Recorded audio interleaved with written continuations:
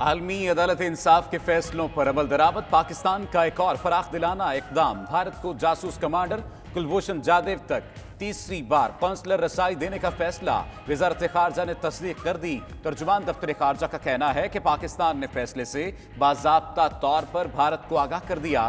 ذرائع کے مطابق اس بار سیکیورٹی اہلکار کی موجودگی کے بغیر قونصلر رسائی فراہم کی جائے گی۔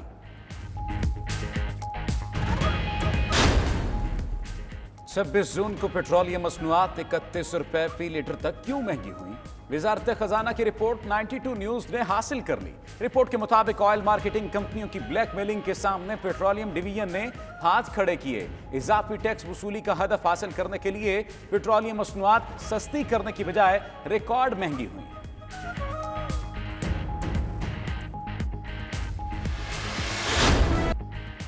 کراچی والے مافیا کے نرغے میں دودھ، دہی اور آٹا من مانے نرخوں پر فروخت۔ شہر قائد میں دودھ حکومتی نرخ سے 26 روپے کلو مہنگا فروخت۔ فائن آٹے کا 10 کلو کا تھیلا 560 سے بڑھ کر 620 روپے تک جا پہنچا۔ کوئی بات نہیں سنتا، حکومت اتنی کمزور کیوں ہے؟ شہریوں نے سوال اٹھا دیا۔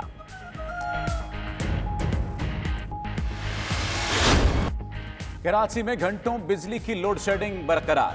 قائد آباد، لانڈھی، ملیر، کورنگی، شاہ فیصل کالونی میں لوڈ شیڈنگ، اورنگی ٹاؤن، بلدیہ ٹاؤن، لیاری، کھارادر اور کیماڑی میں بھی بجلی غائب۔ وفاقی وزیر توانائی عمر ایوب کہتے ہیں کہ الیکٹرک نے ڈسٹریبیوشن نظام میں بہتری نہیں کی، کراچی کو زائد بجلی اور کے الیکٹرک کو اضافی گیس دے رہے ہیں۔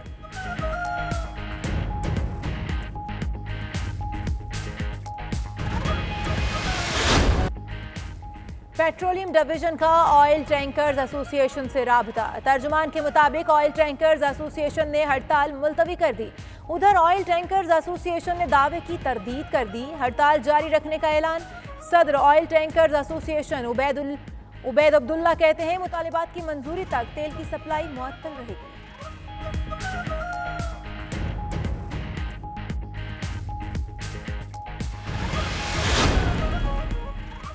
Mega money laundering case, Asif Zardari اور فریال تالپور کے خلاف شواہد کو حتمی شکل دے دی گئی۔ 10 ماہ کے دوران جعلی اکاؤنٹس کے ذریعے 4.5 ارب روپے کی ٹرانزیکشنز کا مکمل ریکارڈ تیار۔ ادھر ٹھٹھا واٹر سپلائی ریفرنس میں آصف زرداری پر فرد جرم کے لیے احتساب عدالت اسلام آباد کا رجسٹرار احتساب عدالت کراچی کو خط، ویڈیو لنک انتظام کرنے کی ہدایت۔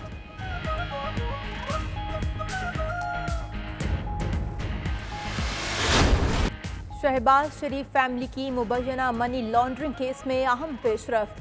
منی لانڈرنگ میں ملوث شخص منظور احمد کے نام پر شہباز شریف فیملی کو کتنی رقوم منتقل ہوئی؟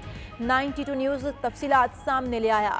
منظور کے نام سے شریف فیملی کو 1,60,86,435 ڈالر منتقل ہوئے۔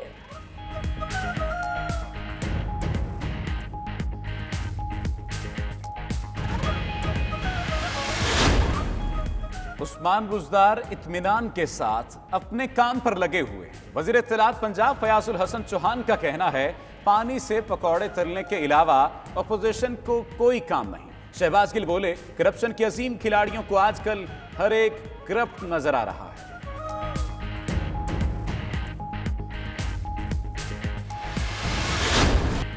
خواجہ آصف کی نیب لاہور میں پیشی، نون لیگی رہنما کو نجی ہاؤسنگ سوسائٹی کیس میں طلب کیا گیا۔ خواجہ آصف پر موجودہ اراضی سے زیادہ زمین بیچنے کا الزام ہے۔ لیگی رہنما 3 جولائی کو بھی نیب لاہور میں پیش ہوئے۔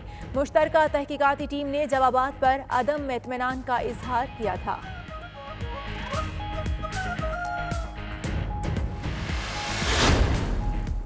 کراچی میں ایف آئی اے انسدادی دہشت گردی ونگ کی کارروائی، حوالہ ہنڈی کے بین الاقوامی خفیہ نیٹ ورک سے وابستہ ملزم گرفتار۔ ایف آئی اے کے مطابق بھارتی خفیہ ایجنسی را کے گرفتار ملزمان کی نشاندہی پر کارروائی کی گئی۔ حوالہ ہنڈی نیٹ ورک ذریعے ملک دشمن عناصر کو رقم فراہم کی جا رہی تھی۔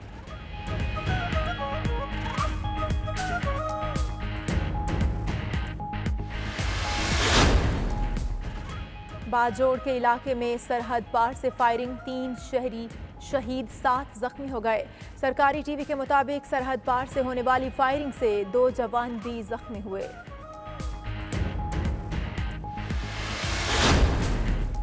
मीरपुर आज़ाद कश्मीर में चक्सवारी के मकाम पर 3 मंजिला मैरिज हॉल की इमारत जमीन बोझ।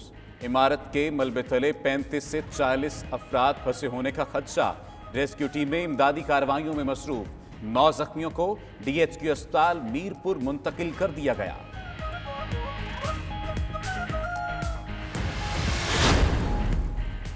पाकिस्तान उन खुशकिस्मत ममालिक में शामिल है जहां कोरोना से अमवात की शरह कम हो रही है। वज़ीर-ए-आज़म इमरान खान का ट्वीट, कौम से अपील है ईद उल अज़हा सादगी से मनाएं, कोरोना SOPs पर अमल दरामद जारी रखें और गुज़श्ता ईद की तरह SOPs की खिलाफ वर्जी मत करें।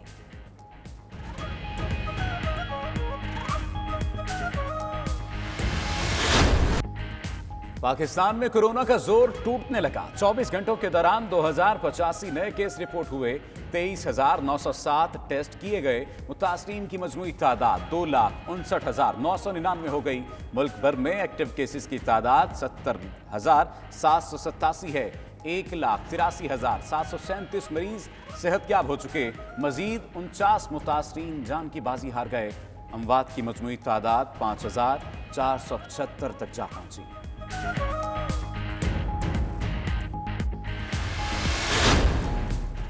दुनिया भर में कोरोना से हलाकतें 5,92,000 से तजावुज़ कर गईं। मुतासरीन की तादाद 1,39,00,000 तक जा पहुंची। भारत में कोरोना केसेस में मुसलसल इजाफा दुनिया भर में तीसरे नंबर पर आ गया। भारत में मुतासरीन की तादाद 10 लाख से ज़ायद हो गई। 25,000 से ज़ायद अफराद लुकमायाजुल बन चुके।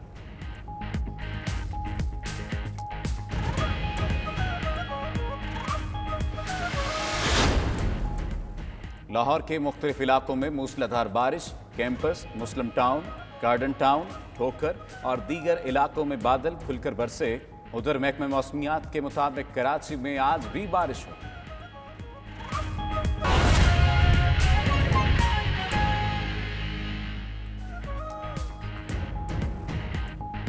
बिस्मिल्लाहिर्रहमानिर्रहीम, अस्सलाम वालेकुम। आप देख रहे हैं 92 न्यूज़ और मैं हूं सफ्तर अली और मैं हूं इशाल सुलेमान। हेडलाइंस आपने जानी, बुलेटिन का बाकायदा आगाज़ करेंगे अहम खबर के साथ। आलमी अदालत इंसाफ के फैसलों पर अमल दरामद। पाकिस्तान का एक और फराख दिलाना इकदाम। भारत को जासूस कमांडर कुलभूषण यादव तक तीसरी बार कौंसलर रसाई देने का फैसला वज़ारत ख़ारजा ने तस्दीक कर दी। तर्जुमान दफ्तर खारजा का कहना है कि पाकिस्तान ने अपने फैसले से बाज़ाब्ता तौर पर भारत को आगाह कर दिया। ज़राए के मुताबिक इस बार सिक्योरिटी एहलकार की मौजूदगी के बगैर कौंसलर रसाई फ्राहम की जाएगी। भारत को जासूस कमांडर कुलभूषण यादव तक तीसरी बार कौंसलर रसाई देने का फैसला किया गया है। इस पर बात करते हैं अपने नुमाइंदा फैसल रजा से। फैसल, तीसरी बार ये कौंसलर रसाई का फैसला किया गया है। जब दूसरी बार फैसला किया गया था तो उस वक्त तो ये बात सामने आई कि इंडियन सफारतकार ने बात तक नहीं की। जी बिल्कुल, पाकिस्तान ने आलमी अदालत इंसाफ के फैसले पर मनो अमल दरामद के हवाले से एक और फराख दिलाना इकदाम करते हुए जो है वो भारत को उसके रॉ के जासूस, तखरीबकार और दहशतगर्द और हाजिर service navy commander Kulbhushan Yadav तक जो है वो तीसरी मरतबा कौंसलर रसाई की फराहमी जो है उसका फ़ैसला कर लिया है। तर्जुमान दफ्तर खारजा ने 92 न्यूज़ से गुफ्तगू करते हुए तस्दीक की कि पाकिस्तान ने न सिर्फ ये फ़ैसला किया है बल्कि भारतीय हाई कमीशन के ज़रिए जो है वो नई दिल्ली को आगाह भी कर दिया है और इस हवाले से अब जो है वो भारत की जानिब से जवाब का इंतज़ार है। पाकिस्तान की जानिब से जो है वो दूसरी मरतबा जब कौंसलर रसाई दी गई तो भारत ने शदीद एतराज़ात उठाए। हालांकि पाकिस्तान ने एक साजगार माहौल में बिला रोक टोक और बिला तातुल जो है वो भारतीय जासूस तक, भारतीय कौंसलर ऑफिसर्स जो थे उनको रसाई फराम की गई। 2 कौंसलर ऑफिसर्स जो हैं वो गुज़श्ता रोज़ सपहर 3 बजे जो है वो उनकी अहम मुलाकात करवाई गई। इस मुलाकात में उन्होंने जो है वो शीशा हटवाने की बात भी की जिस पर अमल दरामद किया गया। फिर उन्होंने सिक्योरिटी एहलकार पर एतराज़ उठाया, उन्होंने कैमरों पर एतराज़ उठाया। लेकिन बहुत सारे सिक्योरिटी खदशात ऐसे हैं कि भारतीय जासूस, तखरीबकार और दहशतगर्द कमांडर कुलभूषण यादव तक जो है वो किसी हवाले से भी कौंसलर रसाई के पैराए में जो है वो मुकम्मल तौर पर आज़ादाना कौंसलर रसाई जो है वो फराम करना शायद सिफारती पैराए में भी मुमकिन नहीं है। लेकिन पाकिस्तान ने तमाम तर सिक्योरिटी उमूर, फूल प्रूफ सिक्योरिटी इंतजामात करके محفوظ جگہ پہ ایک ملاقات کروائی، لیکن اس کے باوجود بھارت نے پہلے جو ہے وہ اقرار کیا، بھارتی سفارتکاروں نے یہ عندیہ دیا کہ وہ خاص طور پہ جو پاکستان نے عالمی عدالت انصاف کے فیصلے کی روشنی میں جو ہے وہ بھارت کو ایک سہولت دی ہے، بھارتی جاسوس کو ایک سہولت دی ہے کہ وہ field general court marshal K فیصلے کے خلاف، جو کہ سزائے موت کا فیصلہ ہے، اس کے خلاف جو ہے وہ اسلام آباد ہائی کورٹ میں اپنی نظر ثانی کی اپیل جو ہے وہ دائر کر سکتا ہے۔ 60 روز کا وقت ہے جو کہ 19 جولائی رات 12 بجے تک جو ہے وہ ختم ہو رہا ہے۔ اس حوالے سے پاکستان نے تمام تر سہولت دی، لیکن اس کے بعد جب نئی دلی سے وزارت خارجہ سے وہاں سے بیان جاری ہوا تو وہ انتہائی گمراہ کن تھا۔ بھارت کے جو اوچھے ہتھ کنڈے ہیں ان کے مطابق تھا۔ بھارت نے ایک دفعہ پھر جو ہے وہ یو ٹرن لیا اور پاکستان پر شدید اعتراضات اٹھائے۔ بھارت نے یو ٹرن لیا اس معاملے پر۔ فیصل رضا ہمارے ساتھ رہیے گا، دفاعی تجزیہ کار امجد شعیب صاحب نے ہمیں جوائن کیا۔ امجد صاحب بہت شکریہ آپ کے وقت کا۔ دیکھا جائے تو وزیر خارجہ کا بھی اس پر موقف سامنے آیا، انہوں نے کہا کہ انڈین سفارتکاروں کا جو رویہ تھا وہ حیران کن تھا۔ اگر سفارتکاروں نے کلبھوشن سے بات ہی نہیں کرنا تھی تو پھر وہ آئے کیوں اور انہوں نے رسائی کیوں مانگی؟ اس پر کیا کہیں گے؟ اور آج تیسری بار قونصلر جنرل تک رسائی دی گئی ہے۔ بسم اللہ الرحمن الرحیم۔ دیکھیے ہمارے وزیر خارجہ بھی بڑے بھولے ہیں۔ یہ ملاقاتیں جو ہیں ان کا مقصد صرف پاکستان کو بدنام کرنا ہوتا ہے۔ وہ یہاں آئیں گے، واپس جائیں گے، ایک کہانی جنم لے گی، جھوٹ کا پلندہ کھلے گا، آپ کے منہ پہ کالک ملنے کی کوشش کی جائے گی۔ آج پھر آپ نے دعوت دی، آپ نے مزید دعوت دی کالک ملنے کے لیے، وہ پھر جائیں گے، واپس جا کے پھر آپ کے اوپر توفر مختلف قسم کی الزامات عائد کریں گے کہ جی انہوں نے یہ نہیں کیا، وہ نہیں کیا۔ بھارت صرف جھوٹ بولتا اور اس کا صرف ایک مقصد ہے پاکستان کو بدنام کرنا، آئسولیٹ کرنا اور دنیا میں ہماری حیثیت کو چیلنج کرنا۔ یہ چیز ہمارے لوگوں کو سمجھ نہیں آتی۔ ہم کیوں بار بار ایسے ہی ان کے منہ لگ رہے ہیں، کیوں بار بار اس کو، کیا میڈل ملنے والا ہے کوئی فارن آفس کو یا شاہ محمود قریشی کو؟ اس پہ کہیں سے اس کی ریکگنیشن آئے گی؟ پہلے جو کچھ آپ نے کیا کیا اس کے اوپر ریکگنیشن میں؟ پچھلی دفعہ آپ نے ایک انسانی ہمدردی کے تحت میٹنگ کروائی، اس کی والدہ بلائی، اس کا کیا ملا آپ کو جا کے؟ تو کیا کہا انہوں نے؟ جو بھارت کے کونسلر تھے انہوں نے جا کے کیا کہا؟ انہوں نے تو مقصد یہ کہنے کا کہ ان کا مقصد ہی یہی ہوتا ہے کہ پاکستان کے اوپر کیچڑ اچالا جائے۔ آپ بار بار موقع مہیا کر رہے ہیں ان کو، بھائی آؤ کیچڑ اچھالو، کام رہ گیا تھوڑا کیچڑ کچھ اور لے آؤ۔ انسانی ہمدردی وغیرہ ساری چیزیں ملک کے وقار کے ساتھ ہوتی ہیں، ملک کے قوانین کے ساتھ ہوتی ہیں اور دوسروں کے اپنے اعمال کے ساتھ ہوتی ہیں کہ بھارت کیا کر رہا ہے۔ وہ کشمیر میں جو کچھ کر رہے ہیں وہ انسانی ہمدردی ہے، جو بھارت میں مسلمانوں کے ساتھ کر رہا ہے وہ انسانی ہمدردی ہے۔ آپ اس کا نام کیوں نہیں لیتے؟ آپ کیوں نہیں اس کو کہتے کہ ہم نے آپ کو موقع دیا، ہم نے اس کی والدہ بھی ملائی، اس کے بیوی بھی ملائی، اور آج بھی ہم آپ کو موقع دے رہے ہیں، اور آپ کیا کر رہے ہیں کشمیر میں؟ شاہ محمود قریشی ایک ہی بات رٹتے جا رہے ہیں، وہ آئے تو یہ پیچھے سے آوازیں دیتا چلا گیا۔ یہ کام تو آپ اس سے بھی کروا سکتے تھے۔ آپ کلبھوشن کو کہتے کہ یہ ریکارڈ کرو، تم مجھے ہمیں بتاؤ تمہاری میٹنگ کیسی رہی۔ شاہ محمود قریشی کو تو بیان دینے کی ضرورت نہیں تھی، اس کی ریکارڈنگ چلاتے آپ کی چینلز پہ، وہ بتاتا ہے کہ جناب میں آوازیں دیتا رہا، ان کو میرے اچھے آئے تھے، یہ ہمارے کونسلر میری بات ہی نہیں سنی انہوں نے۔ اس کے منہ سے کبھی بات کی کوئی بکت کچھ اور ہوتی، یہاں یہ منہ کو لگا کے بیٹھ گئے ہیں شاہ محمود قریشی، روزانہ ہمیں سننے کو مل رہا ہے کہ جی آئے کس لیے تھے؟ وہ آئے تھے بھائی آپ کے اوپر کیچڑ اچھالنے کے۔ تو ان کو خدا کا نام لینا چاہیے، تماشا بند کرنا چاہیے۔ وہ کشمیریوں کے ساتھ جو ظلم کر رہے ہیں، جو بھارت میں مسلمانوں کے ساتھ کریں، آپ کی زبان نہیں ہے کہ آپ اس کی بات کریں، اور یہ ان کو موقع دے دے کہ اپنے اوپر کیچڑ بار بار اچھلوانے کے لیے ان کو موقع مہیا کر رہے ہیں۔ میں بڑا مایوس ہوں کہ یہ اس طرح کے کام نہیں کرنے چاہیے، آپ نے بہت کر لیا بس۔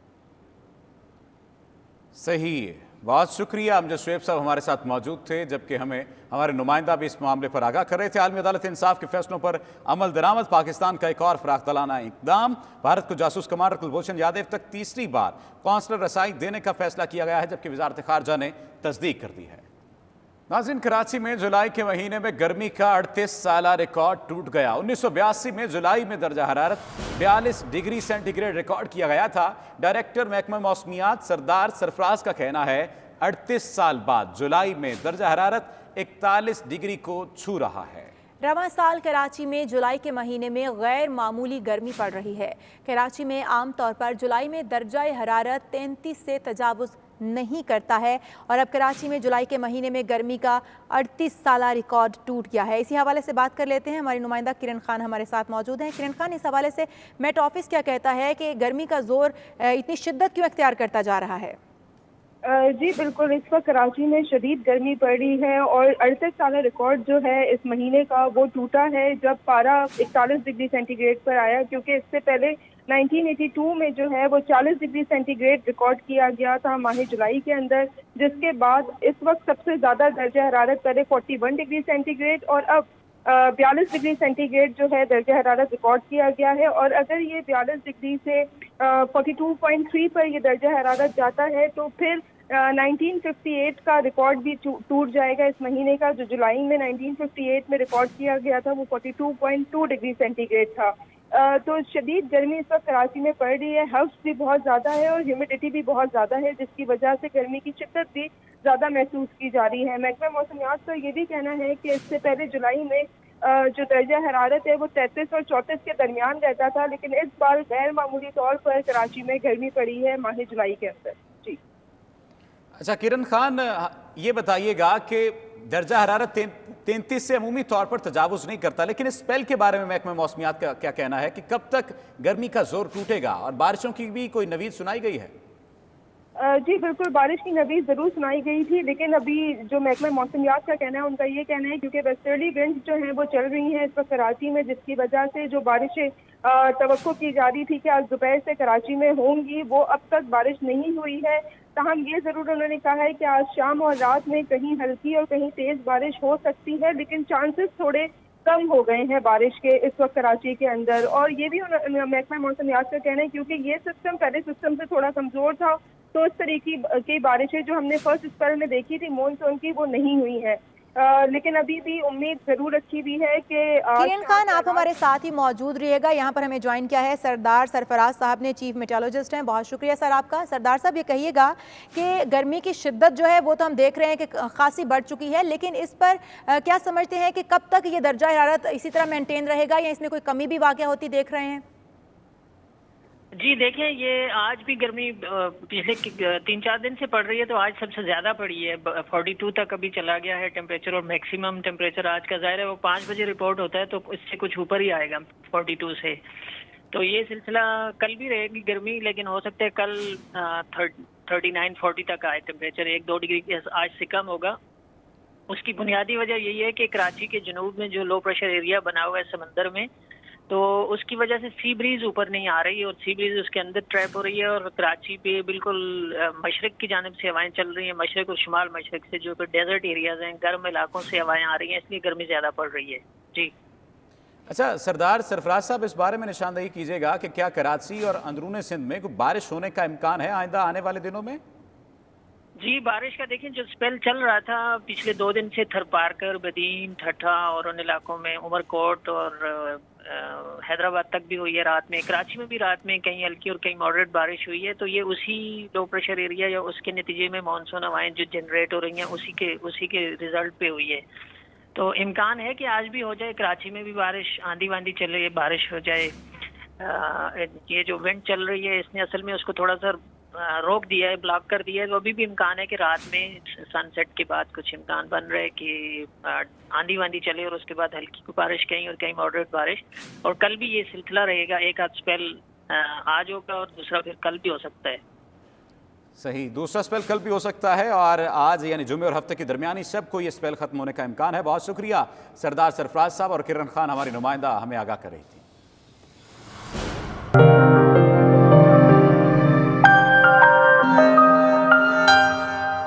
برطانیہ نے الزام لگایا ہے کہ روس نے نہ صرف 2019 کے برطانوی انتخابات میں دخل اندازی کی کوشش کی، بلکہ حال ہی میں کرونا ویکسین کا ڈیٹا بھی ہیک کرنے والے ہیکرز کی پشت پناہی میں بھی ملوث ہے۔ تفصیلات کے لیے دیکھتے ہیں غلام حسین آوان کی یہ رپورٹ۔ پر برطانوی انتخابات میں مداخلت کا الزام برطانوی وزیر خارجہ ڈومین راب نے آکسفورڈ میں ایک تقریب کے دوران خطاب کرتے ہوئے لگایا۔ ان کا کہنا تھا انہوں نے آج پارلیمنٹ کو آگاہ کر دیا ہے کہ امریکہ برطانیہ فری ٹریڈ معاہدے کے حوالے سے روس نے حساس دستاویزات عین اس وقت جاری کی جب برطانیہ میں 2019 میں الیکشن ہو رہے تھے۔ روس نے یہ دستاویزات جاری کر کے برطانوی انتخابات پر اثر انداز ہونے اور دخل دینے کی کوشش کی۔ Well, we're in a position now to say that we believe, we know with reasonable confidence that Russian actors were involved in trying to interfere with the 2019 election, principally through trying to spread, amplify online illegally obtained leaked documents relating to the UK-US free trade negotiations. There's a criminal investigation ongoing, so I can't say too much more than that. It is important to wait on the specific attribution, but we will reserve our right to take appropriate measures when we have the conclusion of that investigation. रूस पर election में मुदाखलत का इल्ज़ाम बरतानिया ने ही नहीं लगाया, बल्कि इससे पहले अमेरिका और फ्रांस भी ये इल्ज़ामात आयद कर चुके हैं। पार्लियामेंट की इंटेलिजेंस और सिक्योरिटी कमेटी ने अगले हफ्ते रूसी मुदाखलत की ये रिपोर्ट शाया करने का इंदिया दिया है। इस इलेक्शन में वज़ीर आज़म बोरिस जॉनसन ने फतह हासिल की थी। दूसरी जानिब बरतानिया के नेशनल साइबर सिक्योरिटी सेंटर ने कहा है कि रूसी पुष्पनाही रखने वाले हैकर्स ने बरतानिया की कोरोना वैक्सीन के डेटा को चोरी करने की कोशिश की है। सिक्योरिटी सेंटर ने यह भी कहा है कि हैकर्स दुनिया के दीगर तहकीकाती मराकज़ में होने वाले काम और रिसर्च को भी हैक करने की कोशिश कर रहे हैं। अमेरिका और कनाडा की मुश्तरका रिपोर्ट में कहा गया है कि दुनिया के मुख्तलिफ ममालिक का डेटा चोरी करने वाले हैकर्स मुमकिना तौर पर रूसी खुफिया इदारे का हिस्सा हो सकते हैं, जो रूसी हुक्काम की हिदायत पर अमल पैरा हैं। अमेरिका में मुतय्यन पाकिस्तान के सफ़ीर डॉक्टर असद मजीद खान ने कश्मीर के मुस्तक़बिल और कोरोना वायरस की वजह से दरपेश चैलेंजेस पर होने वाले वेबिनार में शिरकत की। वेबिनार का अहतमाम अमेरिकन यूनिवर्सिटी के स्कूल ऑफ इंटरनेशनल सर्विस ने किया था। तफसीलात नुमाइंदा 92 न्यूज़ खुरम शहजाद की रिपोर्ट में। कश्मीर के मुस्तकबिल और कोरोना वायरस की वजह से दरपेश चैलेंजेस पर वेबिनार हुआ, जिसमें पाकिस्तानी डॉक्टर असद मजीद खान ने शिरकत की, जबकि वेबिनार की मेजबानी के फराइज प्रोफेसर अकबर एस अहमद ने सर अंजाम दिए। सफीर पाकिस्तान ने मकबूजा कश्मीर में जारी इंसानी हकूक की पामाली की तरफ तवज्जो मजबूल करवाते हुए कहा, मकबूजा कश्मीर की बिगड़ती हुई सूरत हाल से जनूबी एशिया में अमन और सलामती को शदीद खतरात लाहक हैं। This August, Kashmir will complete actually 1 full year of a complete lockdown, and back in January, we thought that in sympathy with Kashmiri people, India might relent and relax the lockdown, but unfortunately, they actually doubled down on it in terms of putting in place more restrictions, placing more people under arrest, and using more violence. Clearly, the use of force and violence, unfortunately, has not worked. Today, Kashmir is the largest prison on earth, and it clearly is a burden on the conscience of the international community. इन्होंने मजीद कहा कि भारतीय हुकूमत corona virus की आड़ में जाराना पॉलिसियों से निहत्ते कश्मीरियों पर जुल्म और सितम ढा रही है। मकबूजा कश्मीर में गैर इंसानी और गैर जमहूरी लॉकडाउन गुज़श्ता 1 साल से जारी है। सफीर पाकिस्तान ने इस मौके पर हुकूमत पाकिस्तान की जानिब से कोरोना की रोकथाम के लिए किए गए इक़दामात पर भी रोशनी डाली। इन्होंने कहा, वफाकी हुकूमत के स्मार्ट लॉकडाउन और SOPs पर जोर देने से सूरत हाल बेहतरी की जानिब गामजर है। Khurram Shahzad, 92 news, Washington. America और पाकिस्तान के दरमियान बच्चों के अगवा से मुतल्लिक मुआहदा तय पा गया। मुआहदे के मुताबिक दोनों ममालिक में अगवा होने वाले बच्चों की बाजियाबी के सिलसिले में एक दूसरे की मुकम्मल मदद करेंगे। तफसीलात के लिए देखते हैं खुरम शहजाद की रिपोर्ट। महकमा खारजा ने ऐलान किया है कि अमेरिका ने पाकिस्तान के 1920 के हैग कन्वेंशन बराए बैनुल-अक़वामी बच्चों के अगवा में शमूलियत कबूल कर ली है। ये कन्वेंशन 1 अक्टूबर 2020 को अमेरिका और पाकिस्तान के माबैन नाफिज़ुल अमल होगा और दोनों ममालिक के माबैन बच्चों के अगवा के मामलात को हल करने के लिए बैनुल-अक़वामी सतह पर तस्लीम शुदा कानूनी फ्रेमवर्क बनाया जाएगा। अमरीकी महकमा खारजा के मुताबिक शराकतदारों की हैसियत से हम बच्चों की हिफाजत के लिए अपनी मुश्तरका वाबस्तगी को बढ़ा देंगे और मुतहर्रिक अमरीकी पाकिस्तान ताल्लुकात में एक नया बाब खोलेंगे। ऐसे बच्चे जिन्हें हिरासत के हकूक की खिलाफ वर्जी करते हुए गलत तरीके से अपने मुल्क से बाहर हटा दिया गया है या उनकी रहायश उनके पैदाइशी मुल्क से बाहर रखी गई है, वालिदैन की दरखास्त पर ऐसे बच्चों तक उन्हें रसाई फराहम की जा सकेगी। कन्वेंशन के तहत अब अमेरिका के 80,000 पार्टनर हैं। अमरीकी महकमा खारजा ने आलमी कन्वेंशन में एक नए शराकतदार के तौर पर पाकिस्तान का खैर मकदम किया है। तुर्की के शहर इस्तांबुल में पाकिस्तानी बिजनेस कम्युनिटी की जानिब से मीटिंग का इनेकाद किया गया, जिसका मकसद पाकिस्तानियों को रेजिडेंट कार्ड के हुसूल में दरपेश मुश्किलात का हल और कारोबार के हवाले से आगाही देना था। इसी पर देखिए आतिफ भट्ट की रिपोर्ट। ترکی کے شہر استنبول میں بزنس کمیونٹی کی طرف سے ایک میٹنگ کا اہتمام کیا گیا جس کی صدارت بزنس کمیونٹی کے رہنما خالد جویہ نے کی۔ میٹنگ میں پاکستانی کمیونٹی کی بڑی تعداد نے شرکت کی۔ کمیونٹی رہنما خالد جویہ کا کہنا تھا کہ ہمیں پاکستانی قونصلیٹ کے اندر انفارمیشن ڈیسک کی ضرورت ہے تاکہ ایجنٹ مافیا سے بچا جا سکے۔ قونصلیٹ کو اپنا کردار ادا کرنا ہوگا تاکہ ایجنٹ مافیا کا خاتمہ کیا جا سکے۔